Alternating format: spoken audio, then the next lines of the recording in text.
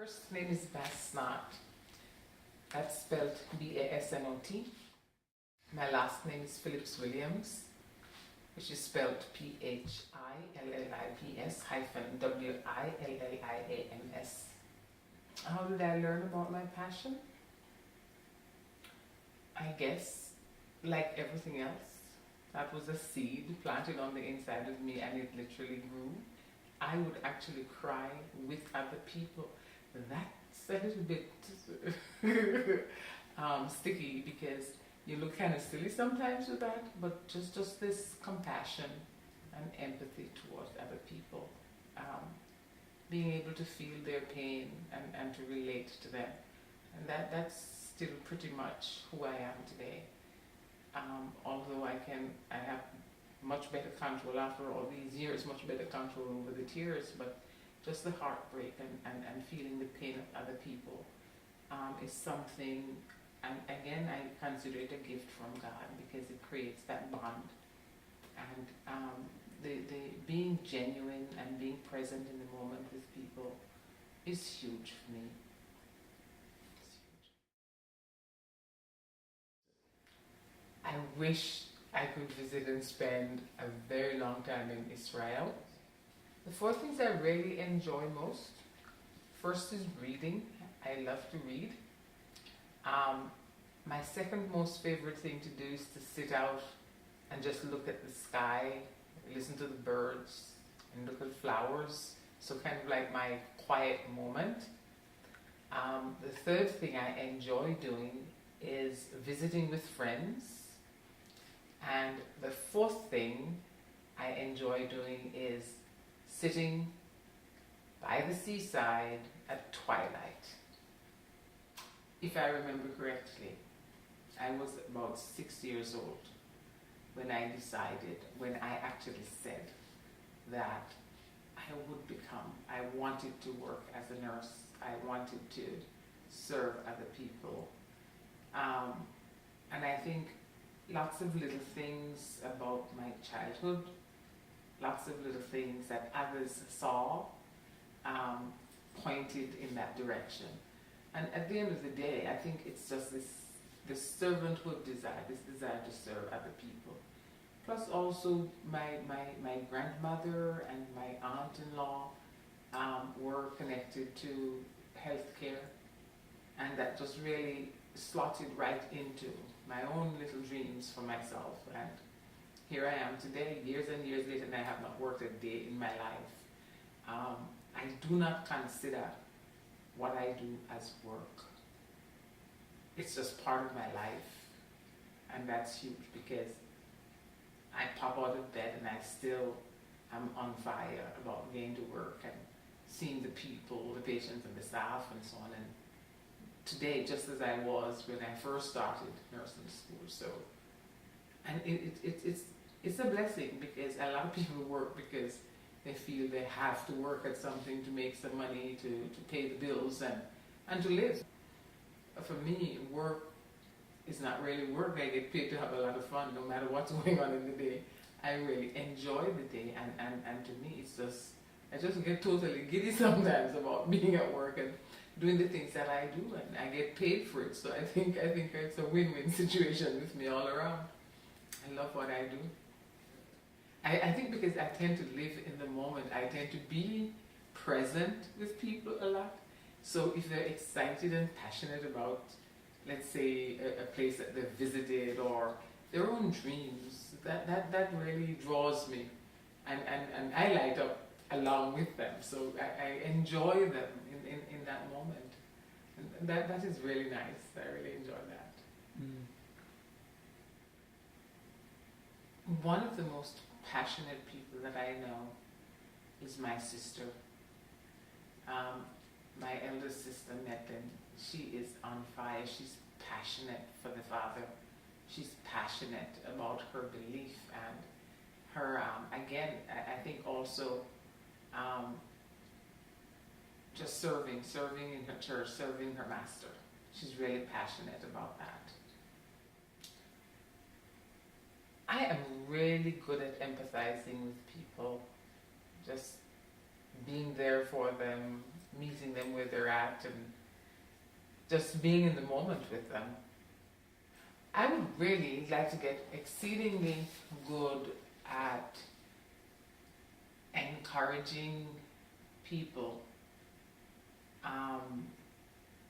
that are challenged by mental illness to actually believe that there is fullness of life in spite of the mental illness.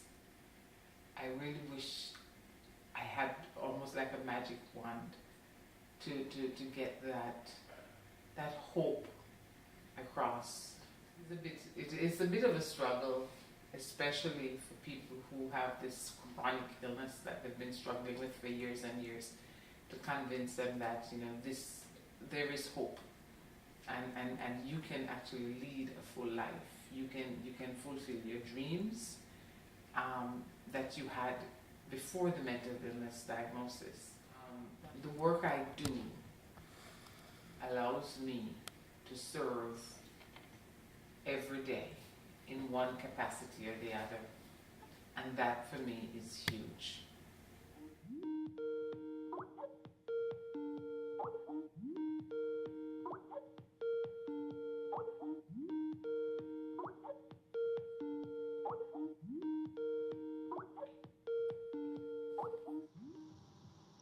My first name is Halo, Halo, and my last name is Malherbe, Malherbe. My favorite song is If It Be Your Will by Leonard Cohen. The most passionate person I know is definitely Zamor. It's been amazing. Since I met him, it was phenomenal, almost unreal. It's just a kind of an energy that comes out of someone who has a passion that goes far beyond the ego, and it resonates with me hugely. I see the kind of passion that I had when I was younger as well, and it sparks a passion in me again. It's not just me though. That's what I love about it. He ignites passion in everyone that he interacts with, that I've seen. It's beautiful to watch and be a part of. My name is Zamor Phillips Williams, Szamor Phillips-Williams. My favorite song?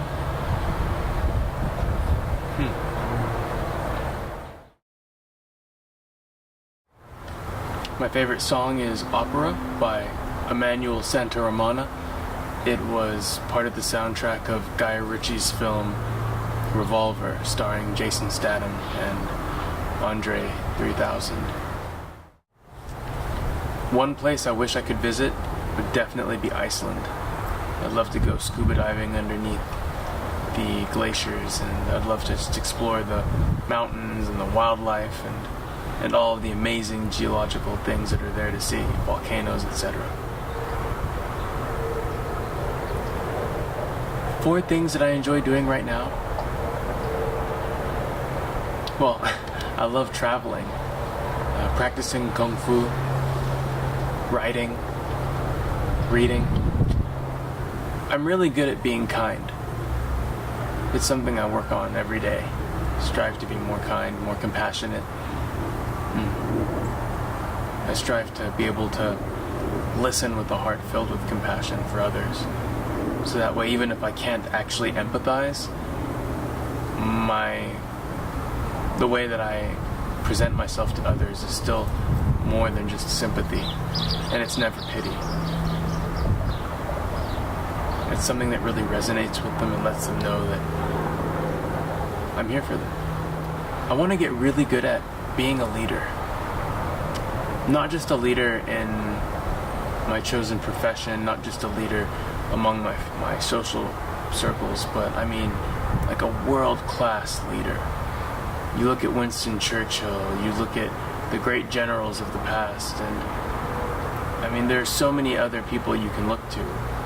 Professional athletes, coaches, CEOs of great companies like General Motors or GE, Cisco Systems, and I mean Apple, Steve Jobs. You look at these people and they're so much more than just smart guys and women.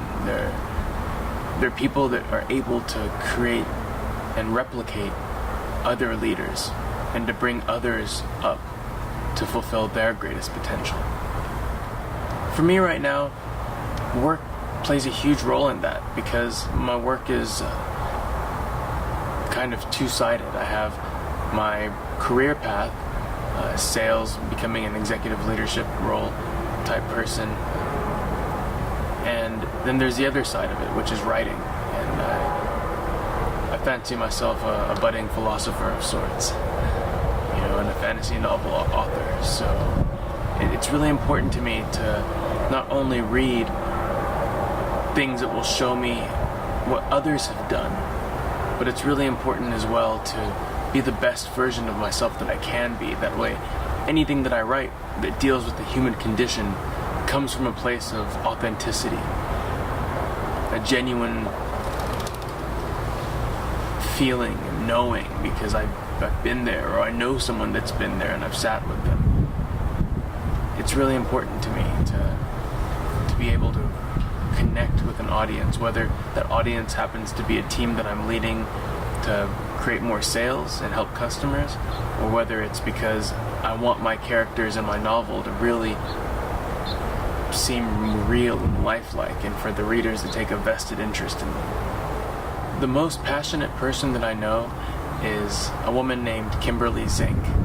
She's I think the CEO or something like that, but she's one of the leaders of Clemmer and Associates. She's a really, really powerful woman. I mean, I'd follow her just about anywhere, And the thing is, she instills her confidence and her beliefs into others, not by telling them what to believe, but because she works tirelessly and shows you by example what it is that she believes. And before you know it, you're just on board with her because you're working just as hard, We're trying to work just as hard because she's shown you that you're capable of it. And a lot of times, through her being herself and her authentic self, you just end up being more true to yourself too. It's amazing to see, and she does it day after day. I would say that Kimberly's passion is a passion for helping people find their passions. She supports tens of thousands of people every year in defining for themselves who they really are and what they're really capable of. It's beautiful to see and to be a part of. I would say my passion is self-cultivation. I want to just be the best version of myself that I can be for myself and others. And that looks a lot of different ways because I love training in Kung Fu, practicing Tai Chi, meditating, practicing Qigong and yoga. But at the same time, I love reading books on leadership and self-help books and learning do-it-yourself skills and tinkering. Perhaps I am just a jack of all trades, but for the most part, the one constant in my life is that desire to constantly grow so that I can be of service to others, and just because it's something that I derive a lot of pleasure from. I think I've always known what my passion is. I didn't always know what to call it or how to label it, how to make choices that would bring me fulfillment in it, but somewhere deep down I always knew. Because I've been writing since I was 5th grade. I've been learning new things since I could learn. From the moment I came out of the womb, sensory information and all that. But I think somehow I've always known. I've had quite a few mentors in my life that have helped me to find and define my passion. Kimberly is definitely one of them.